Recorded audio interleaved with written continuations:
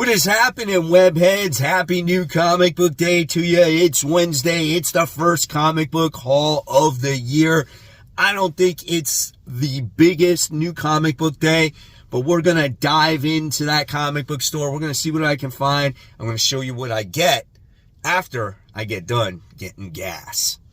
Welcome to Spider Slayer's Comic Book Haul, fans. This is episode 670, the video series where each and every week I share with you guys what I pick up at my LCS, which is Comic Central, located in the city of Sanford. So if you guys are ever in the Central Florida area, stop by.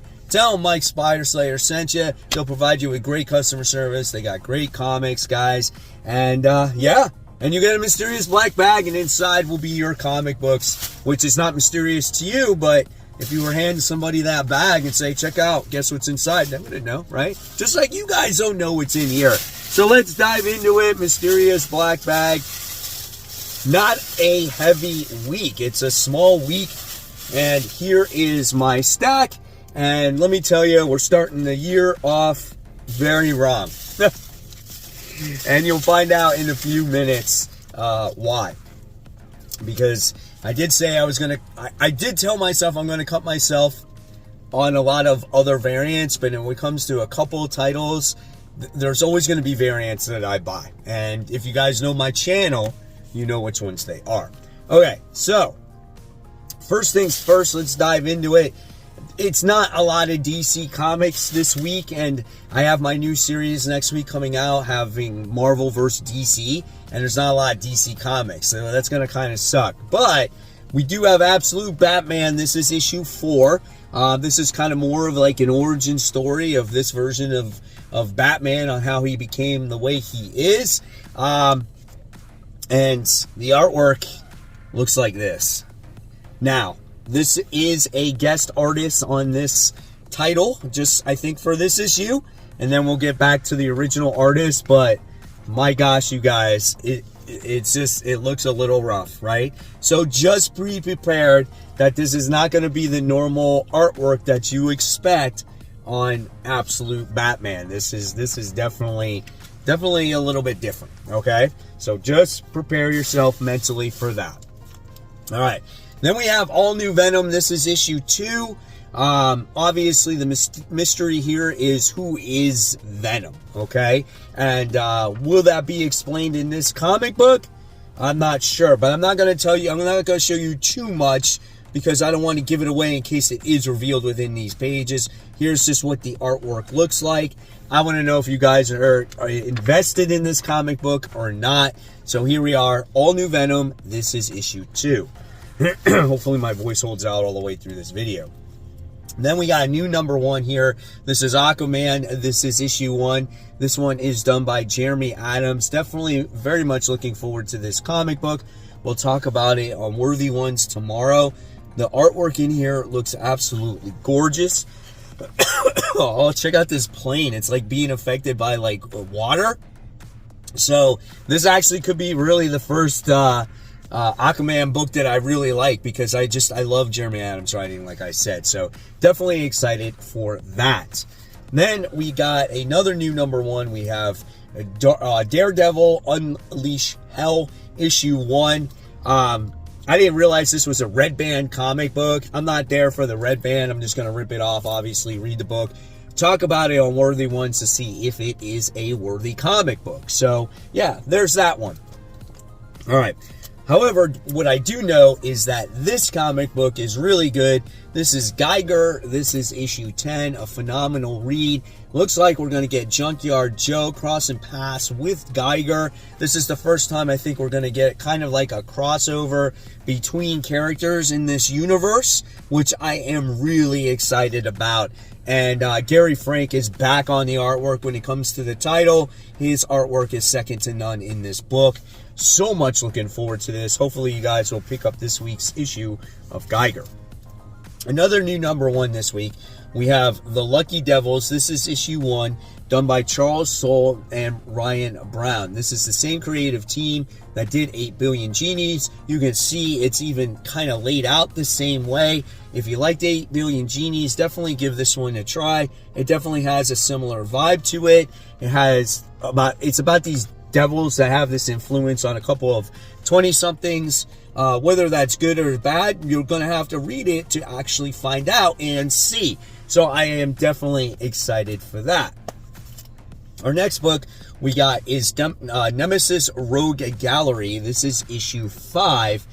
Nemesis has been an awesome read. Really enjoy it. Love volume 1. Love volume 2. There's Big Game. There's this one. And I just love how Nemesis has this sidekick. Will he betray this sidekick? I'm not sure. But based off of history, he might, right? So we'll see, because at the end of the day, I think this dude is in it for himself always. And it's been a while since we actually got an issue of Nemesis. So definitely looking forward to that one. And then we have another new number 1. We got New Champions. This is issue 1. Originally, a while back with all new Marvel, we had Champions. And now we have New Champions. And some of the characters are like characters that, you're familiar with, like this Moon Squire kid. You wind up getting to see this Cadet Marvel guy. And so they're similar, but they are different. And this comes from the pages of Spider-Woman. So I am hoping that this version of the Champions will be a solid team, and it won't be overwhelming for the readers with all these new characters. So definitely give this one a try if you're into new characters. So New Champions, this is issue 1. Next, we have Sentinels. This is issue 4. A pretty decent series. I wouldn't say it's breaking the barrier of all comic books. It's the best thing out there. But it's entertaining read about these guys that are cybernetic. Just the next version of the Sentinel program. They used to be humans. They got nowhere else to go. They got their little stories. They got their problems. And they're set off to do the duties that they need to do. Otherwise, if they don't do them right, they could obviously be killed. The artwork is not the best, but it's okay. It's definitely an okay series, if I should say anything. So with that being said, let's go ahead and dive into those Webhead shoutouts and take a pause while I cough my brains out. Our first shoutouts of 2025 go to Josh Oliver, and he says, comic I got for Christmas. So you got that cool, amazing Spider-Man issue 64 with the Vulture on it. That's pretty awesome. Thank you so much for sharing, Josh. And then we got Paul Hoffman, who just bought a collection of Spider-Man books, and these books were in that collection. So that's pretty fire right there as well, man. Got that amazing Spider-Man issue 300. Curious what the grade is on that one. So congratulations, Paul. And then you got my boy, Rick Scott, who says, hey guys, I went to DeLand Comic and Collection Show and this weekend in Florida, and he's been collecting that Iron Man run. He's only got 29 issues to go. Congratulations, Rick. I can't wait until you complete that run. That's a great achievement. And if you guys want to become part of the Facebook group, just head on over to Facebook. Search for my group called Comic Book Corner 2.0 Webheads Unite. Answer the community questions, follow the rules, and then I will grant you access to this group that is over 2,400 strong, and you get to share everything and anything that has to deal with comics. It's a lot of fun, guys. Great time, great conversation. Love everything that everybody shares. And as always, guys, you never know when you're going to get shouted out on future New Comic Book Day hauls. All right, next we have another new number 1. A lot of new number 1s this week. Magic, this is issue 1. Another X book that has an ongoing series, right? So I've said it before. Do we need this many X books? Nice J. Scott Campbell cover. I love Ileana as a character. We'll see what her book has to offer. Definitely giving off this horror movie element to it. We'll see what it has to offer. Like the facial expressions, like the artwork in here. Let's go a little bit deeper to get a better preview of the book.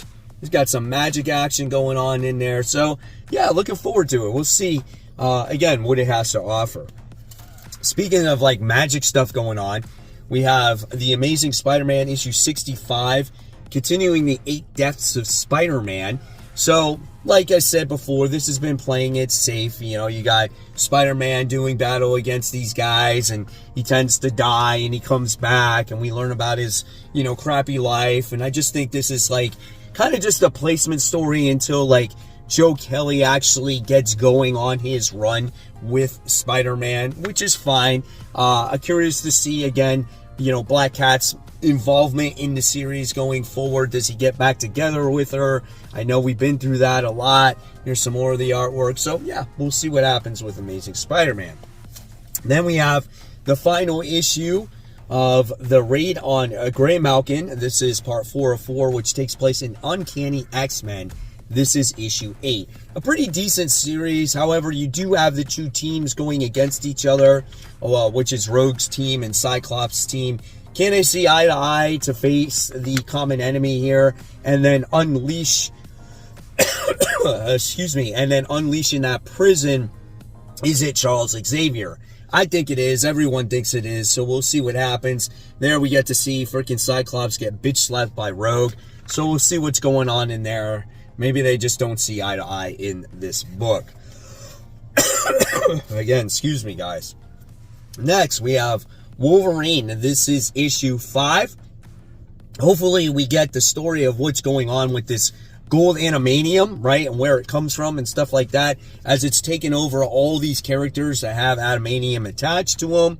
This has been an okay book. I don't know how I still feel about this Wendigo character. What's his purpose in this book? Is he going to be a long-term character? Is he going to protect Wolverine? Is he going to become evil?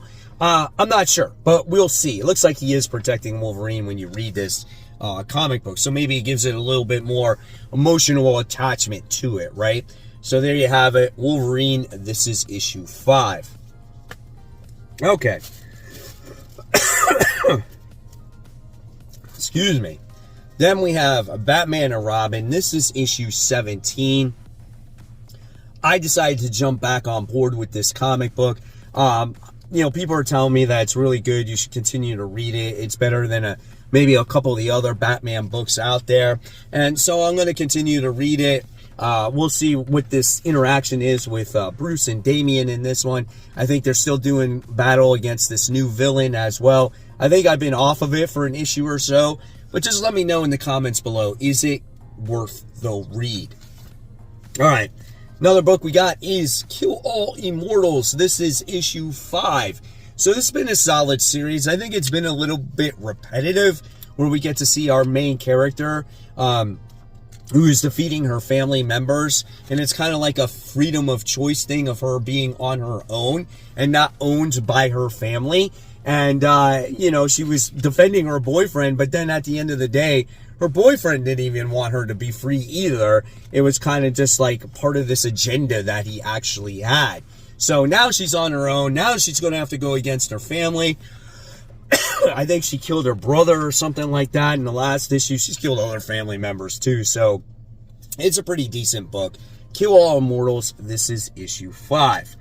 All right, so way to start off the new year with the Transformer rabbit hole. So, of course, I picked up Transformers issue 16. I think this is the main cover, or is this the main cover? I don't remember, right? But I got both of these bad boys right here. Love this book, as we're going to get to see Starscream probably do battle against Soundwave in here, and we're going to see the Decepticons do battle against the Combaticons, which is Devastator and Bruticus. And look at that. See, that's what I'm talking about right there. That's what you want in your freaking Transformers comic book. Look at that 2-page spread. Just right away, this is already turning out to be my favorite comic book of the week, and I didn't even freaking read anything of it yet. So, super badass right there. So, like I said, I wound up getting this cover as well. And next, we wound up getting the 1 in 10 cover, where we get to see the two battle it out with each other, which was a $5.99 cost. I skipped out on the 1 in 25. It did have Starscream and Soundwave battling each other, but it didn't look that great. And I'm happy I did because I wound up picking up the 1 in 50. And I saw this on the League of Comic Geeks. I'm like, I don't think my shop is going to have this book. And they did. This is freaking sick.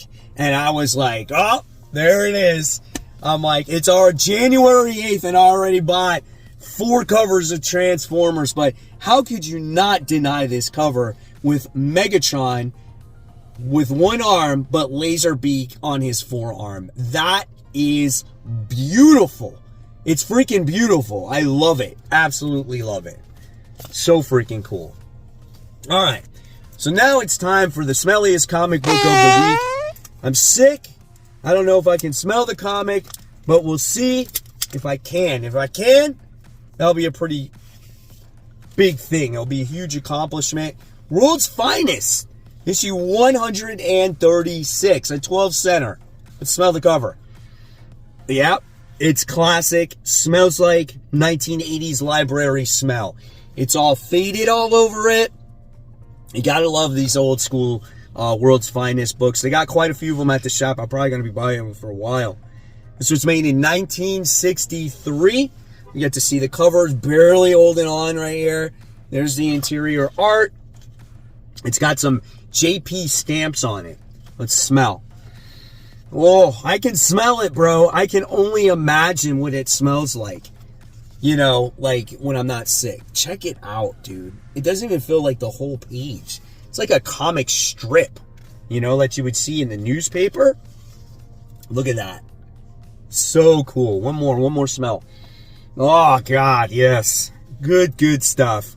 So there you have it. World's Finest, issue 136. Definitely has been through the ringer. It's at the point where it's almost falling apart in your hands. And there you guys have it. There is the haul for the week. Hopefully you enjoyed it. I'm going to leave you more content right here for you to click on. And remember, stay tuned for Worthy Ones tomorrow. And as always, guys, remember, support the local comic shops. Keep buying, keep collecting, but always remember, read your comics so we have a great comic conversation. Have a great new comic book day, guys. I'll see you soon. Bye.